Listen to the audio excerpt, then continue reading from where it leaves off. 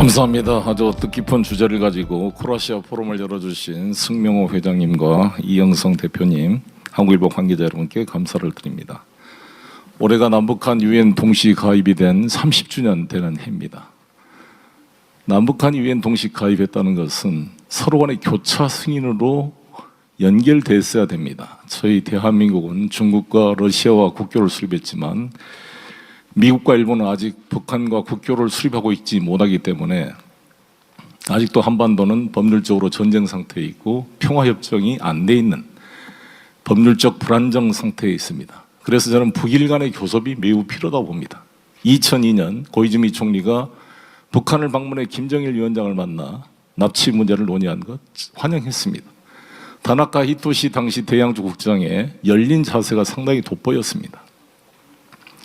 저는 일본의 납치 문제에 대해서 아주 일본인들이 느끼는 분노와 그 감정을 충분히 이해하고 동의합니다. 국가가 일반 민간인을 납치해서 강제로 끌고 간다는 것은 있을 수 없는 범죄 행위입니다. 당연히 이 문제를 해결해야 됩니다. 동시에 제가 일본인들한테, 일본 국회의원들한테 이런 이야기를 했습니다. 그렇게 납치 문제에 대해서 아파한다면 일제강점기 하에 수많은 강제 동원됐던 사람들, 위안부로 끌려갔던 사람들의 대한 우리 국민이 느끼는 감정을 같이 이해를 해줘야 균형이 있는 거 아니겠습니까? 자신들의 납치 문제 가지고 그렇게 국제사회에 호소하면서 이 위안부 문제를 이렇게 외면했어야 되겠습니까? 65년 한일협정으로 해결됐다고 말씀하지만 저도 변호사입니다. 민법상 손해배상 합의를 할 때는 그 당시에 알 수 없었던 사항은 사후 변경에 따라서 다시 재협상이 된다는 것이 우리나라 대법원의 판례입니다. 위안부 문제는 65년 한일협정 당시에 나타나지도 않았습니다. 제기도 안 됐던 문제입니다.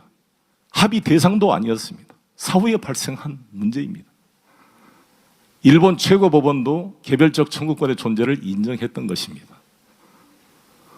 저는 한일 의원연맹을 하면서 스스로 친일 정치인이 된다라고 얘기를 합니다. 우리가 말하는 친일, 진정한 친구 일본은 2차 세계대전 이후에 평화헌법에 기초한 민주공화국 일본, 민주주의와 시장경제를 지향하는 일본과 친구가 되자는 것이지, 일본 제국 시의 식민통치를 합리화하고 그 유산을 계승하겠다고 하는 일본과 친구가 되기는 어려운 것입니다.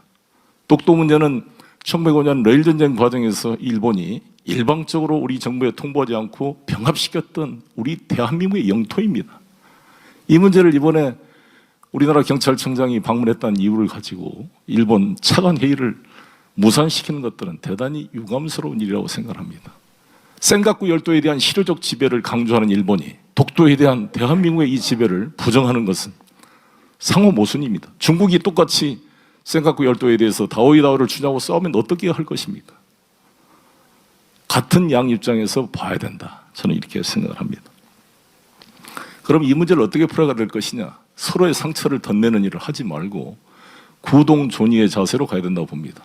어려운 일들은 서로 도발하지 말고, 그걸 아까 누가 말씀했지만 국내 정치에 서로 간에 이용하지 말고 놔두고 경제적 협력은 해가야 되지 않겠습니까? 왜 화이트리스트를 배제해가지고 이렇게 한일 양국의 기업에 서로 민간인에게 손해를 끼치는 것입니까? 저는 이거는 아베 정부의 실수라고 저는 생각을 합니다. 최근에 우리가 차량 반도체가 공급이 안 돼서 현대차가 상당히 곤란을 겪고 있습니다. 현대차 부탁으로 제가 고노다로, 저하고 15년 친구입니다. 고노다로 장관과 화상 통화를 했습니다. 일본이 차량 반도체를 제공하는 르네상스 회사에 대한 부탁을 드렸습니다.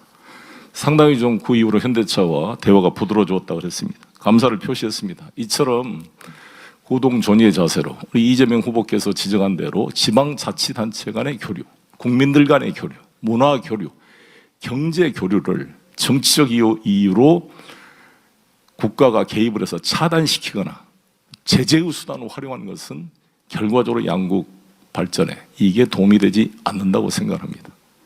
정치적으로 풀 거는 풀어나가고 분리해서 다시 한번 일본과 대한민국의 경제적인 협력, 문화적인 협력은 강화될 수 있는 구동존의의 자세가 필요한 게 아닌가 생각합니다.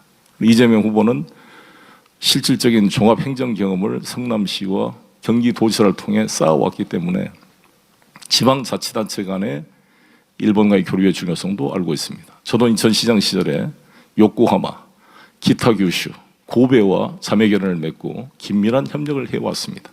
이런 문제는 중앙정부와 싸움과 상관없이 서로 간에 교류되도록 만들어갈 필요가 있다 이렇게 생각합니다. 우리 일본은 소중한 우리의 이웃입니다. 민주주의와 시장 경제를 같이 추구하는 협력해야 될 대상입니다.